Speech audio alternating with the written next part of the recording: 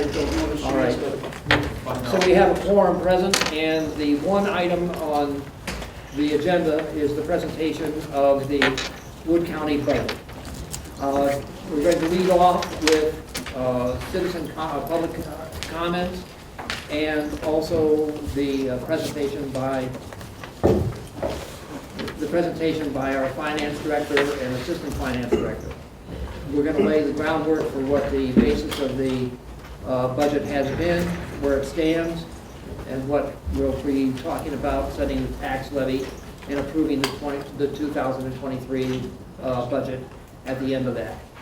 So we're going to first ask the finance director, Mr. Ed Newton, to come up and give a presentation on the outline of the budget and to give the financial statistics to you. Ed, will you take over, please?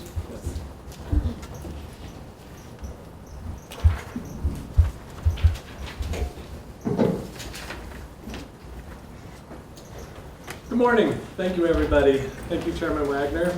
First of all, I'd like to thank county board members, all the department heads and managers, the operations committee for the hard work they did during this budget process. I'd also like to thank Pania for all of her hard work and the support of our finance team. They did a tremendous job. And it's a kind of a long process. As you know, we started this process somewhere around July, and now here it is November. So we've gone through a lot of different changes, but I think overall the process went well. Department head and department managers, they're great to work with, and I'd like to thank them and everybody that was involved in the budget process. So now I'm going to just give a quick update on the tax levy summary. The county levy for 2023 is $32,215,587 compared to the $30,721,658. So that's an increase of $1,493,928. So that's about roughly an increase of about 4.86%. The operating levy only increased by approximately $169,000, and that was due to the low net new construction of 0.73%. If you compare that with last year's of 2.029%, you can see that it is significantly lower. Our tax rate on the good side is 5.1399, which is down from last year's of 5.5317. That's per 1,000 equalized value. So if you're looking at the average home value, this for 2022 going into 2023 was $133,700 for Wood County. That's compared to last year's of $132,000.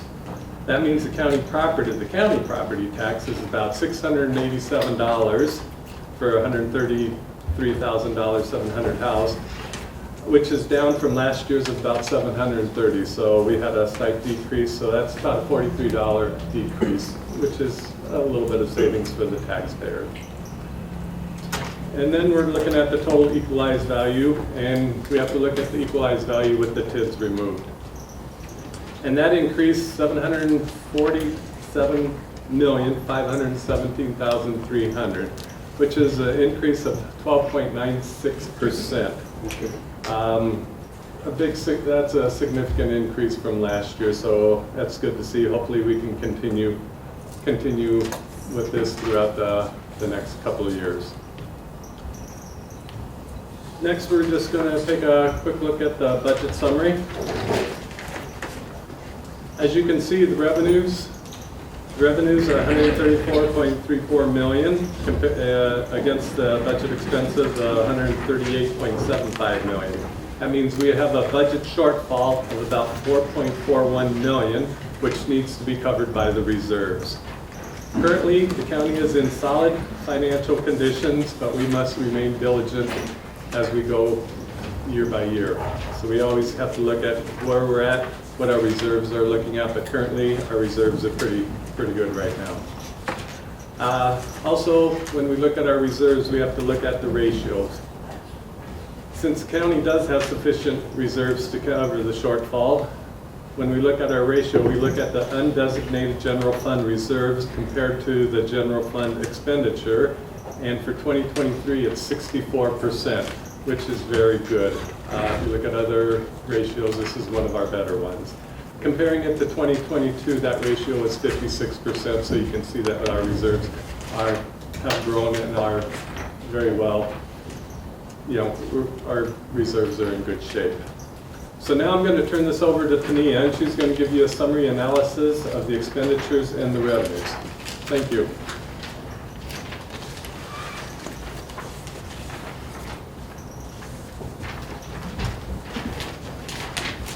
All right. Good morning, everyone. Thank you for being here with us today. Hopefully you guys made it all in okay on this snowy day. Before I get into the expenditure highlights, I just wanted to thank you all again for all of your hard work on the budget, the departments, the kind of our members and the committees. Again, like Ed said, this is a very long process for all of us, and to finally get to this point is very rewarding, and it wouldn't be possible without all of you guys, so thanks. So the expenditure. Carry on. Carry on. Can we make this any harder for you? Probably even time, but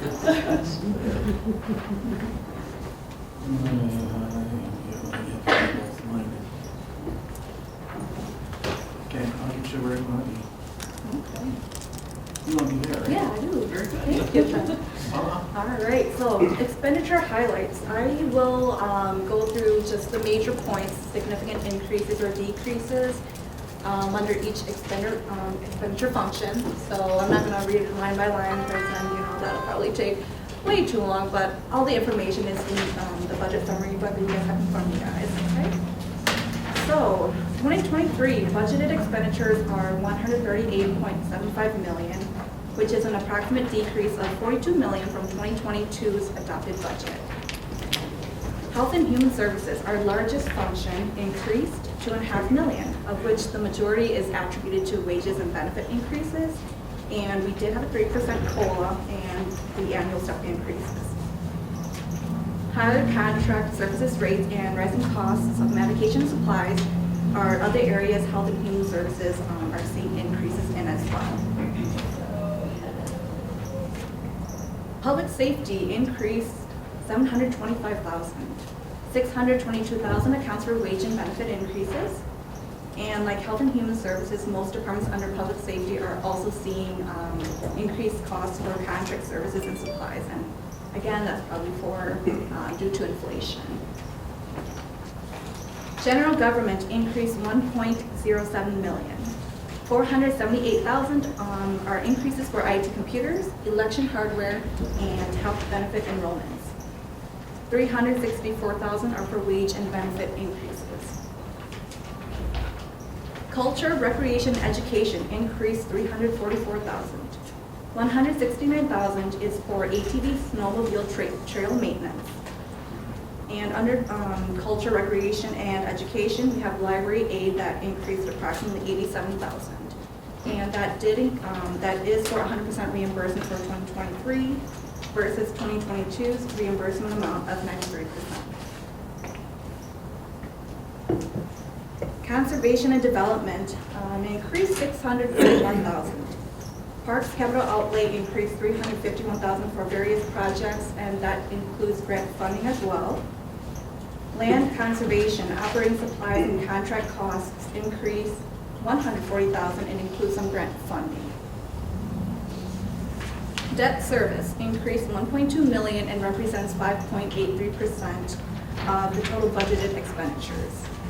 The total outstanding general obligation debt at the end of 2022 is $87.2 million, which is only 25% of the county's legal debt limit of $343 million.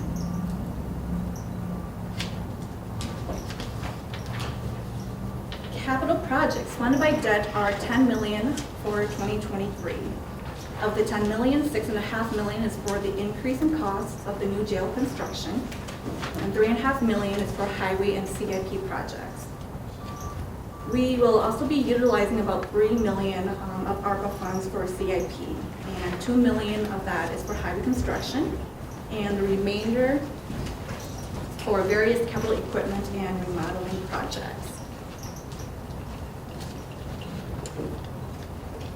Okay, next, I'm gonna go through our revenue highlights, and again, just highlight some of the significant increases or decreases that we have.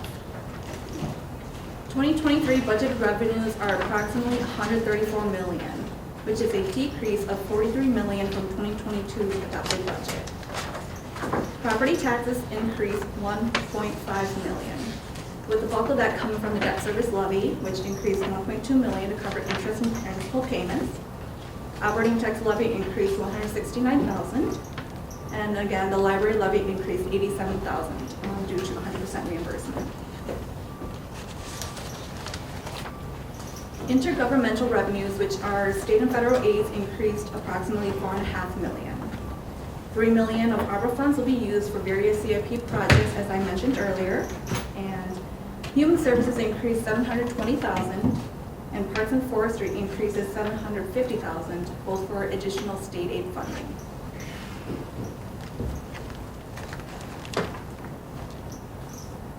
Okay, public charges for services increased 1.14 million. Human services and NORA both have an increase in public charges for mental health for a total of 688,000. Edgewater's revenues increased approximately 118,000, mainly due to an increase in private pay. And county clerk's revenues increased 138,000 for reimbursements of express health hardware. Sales tax revenue is budgeted at 7.2 million for 2023, which is an increase of 300,000 from 2022's adopted budget. 2022 collections are significantly up, and state forecasts are also showing an increase for 2023, but we're being conservative with the 7.2 million. Intergovernmental charges for services decreased 222,000. Now, one major thing to note here is that while we had increases in some areas, there is a decrease of $278,000 under Norwood Dietary. The decrease in revenue is a result of terminating the county meals program due to staffing challenges and increase in food costs. Proceeds from long-term borrowing include debt issued during 2022 of 10 million, again for 2023 CIP projects, 6.5 million for the jail project, and 3.5 million for highway and other CIP.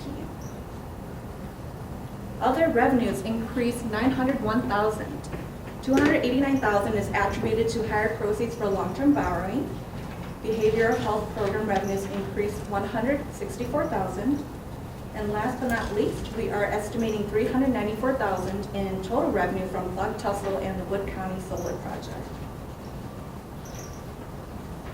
All right, and with that, I will hand it over to Chairman Wagner to discuss our next section. Thank you. You're very welcome. Okay. We're going to go back up to 30,000 feet here. We have the nitty-gritty of the budget presented to us. But some of the things that we want to talk about are the challenges, considerations, and assumptions that were made in putting together this budget. The first one I want to talk about is cap tax levies. This is something that every county in the state and every city in the state is dealing with and grappling with. We're basically limited in being able to increase our budget, increase our expenditures by the tax levy, by the tax levy itself.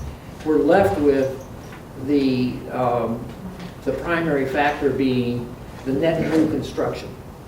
And they can't raise any more than the net new construction of the value of the net new construction in the county or of the city for that matter. What that means is that there's an increasing gap between what we can raise and what we are being faced with in terms of inflation, or maybe even the initiatives that we might want to have for doing some capital projects themselves. So that's one of the biggest ones.